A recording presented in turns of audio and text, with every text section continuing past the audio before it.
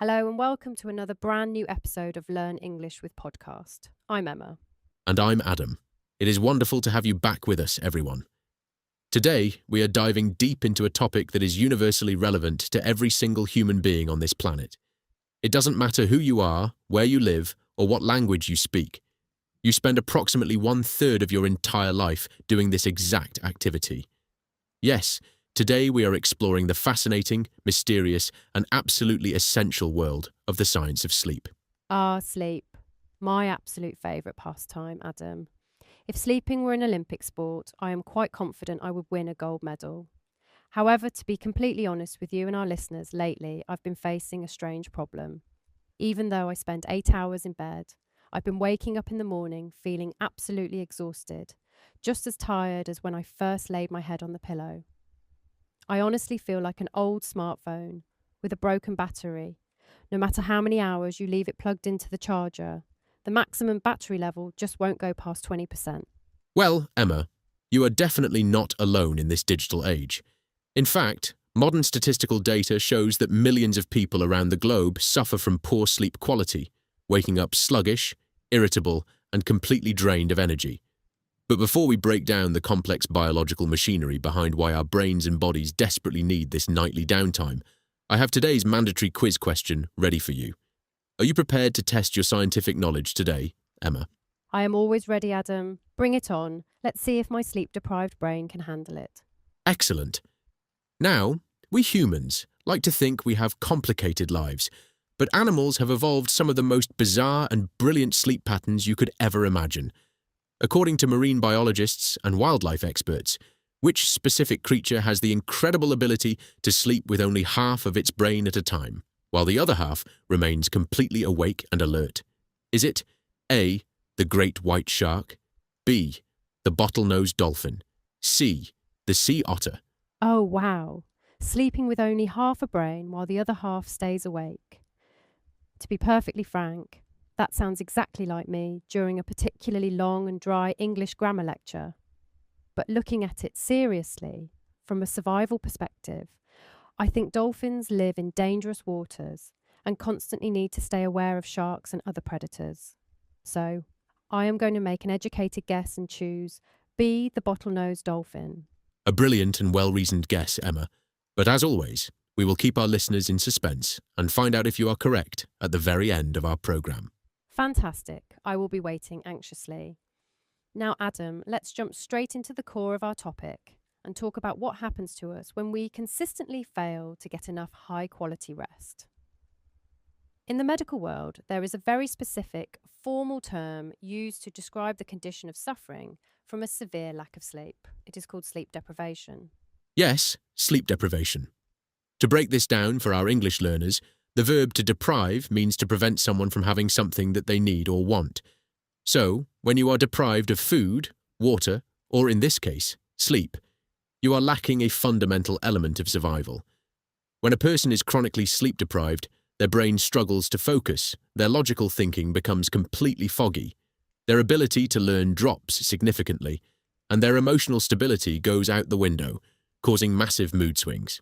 That explains a lot about my personality on Monday mornings, Adam. But from a biological point of view, what exactly is happening inside our skulls? For many decades, scientists and doctors actually believed that the brain simply shuts down completely at night.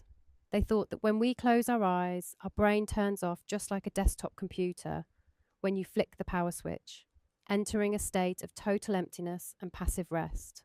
But that turned out to be a total scientific myth, didn't it? Thanks to modern neuroscience and advanced brain scanning technology, we now know that the brain is actually incredibly active while we are deep in our slumbers. In fact, during certain parts of the night, your brain is working harder than it does when you are awake. One of the most vital tasks it performs during this time is a psychological process called consolidation. Consolidation. That is a fantastic, heavy vocabulary word for our advanced learners. Can you unpack that concept for us, Adam? How does consolidation work in relation to our memory and learning? Absolutely. In simple terms, memory consolidation is the biological process where your brain takes all the temporary, loose, and messy information you absorbed during the day, such as new English idioms, phrases, or experiences, and systematically converts it into stable, long-term memory storage. Think of your brain during the day as a busy office, with papers flying everywhere and piling up on the desk. When you go to sleep, a highly efficient night librarian comes into the office, takes all those messy piles of paper, organizes them alphabetically, and files them away neatly into permanent steel cabinets. Oh, that is a beautiful visual analogy.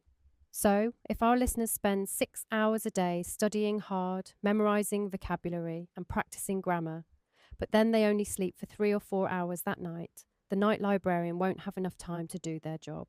As a result, those new English words will literally vanish from their mind. Exactly right, Emma. Sleep is literally the neurological glue that makes learning stick to your brain. Without it, the information just slips away. That is honestly a game changer for anyone trying to learn a new skill or language. Now, another important thing to understand is that sleep isn't just one long, continuous flat line of unconsciousness.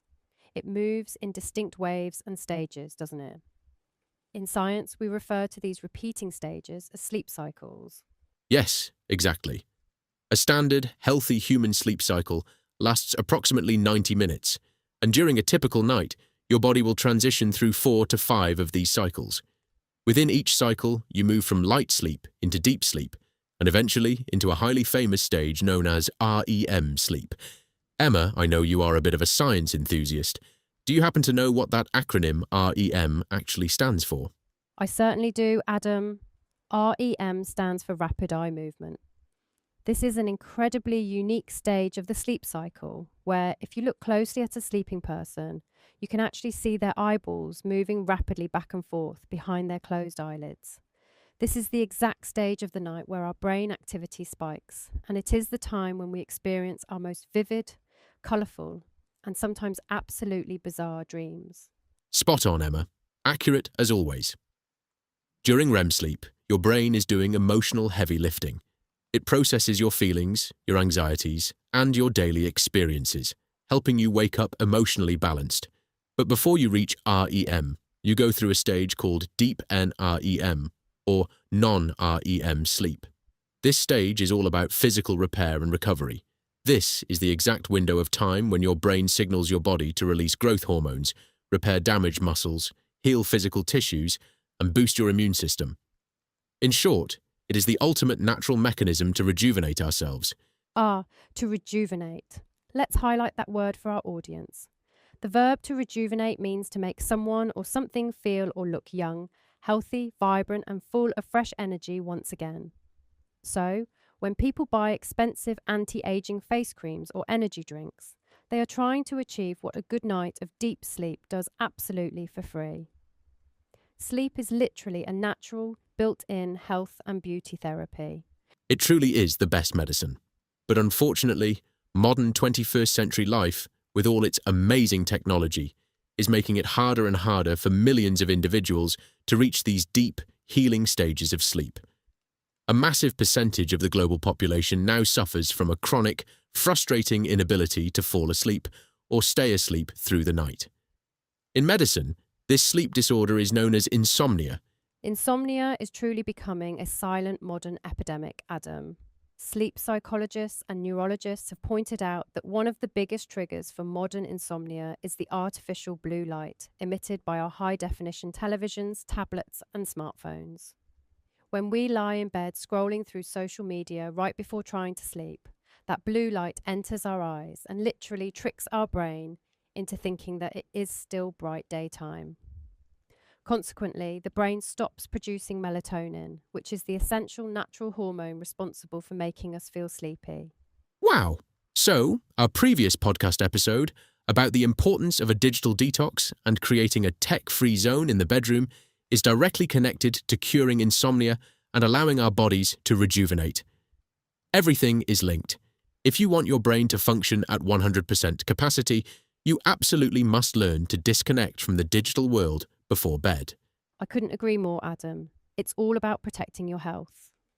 Well, before my own brain gets too relaxed and slips into an involuntary sleep cycle right here in the recording studio, let's revisit today's quiz question and give our wonderful listeners the answer. Right. Let's see how sharp your memory is. At the beginning of the program, I asked you which specific marine animal has evolved the incredible ability to sleep with only one half of its brain at a time, while the other half remains fully awake and conscious. You confidently guessed B, the bottlenose dolphin. And Emma, I'm absolutely delighted to inform you that you are 100% correct. You are on a winning streak. Yes, fantastic. I am absolutely thrilled, Adam. But tell us, from a scientific standpoint, how on earth does an animal manage to sleep with half of its brain awake? That sounds physically impossible. It sounds like science fiction, but it is a real biological phenomenon called unihemispheric sleep. Dolphins are marine mammals, which means they don't have gills like fish. They have lungs just like us and must consciously travel to the surface of the ocean to breathe air. Furthermore, the ocean is full of deadly predators. So, if a dolphin fell completely unconscious like a human, it would either drown or get eaten.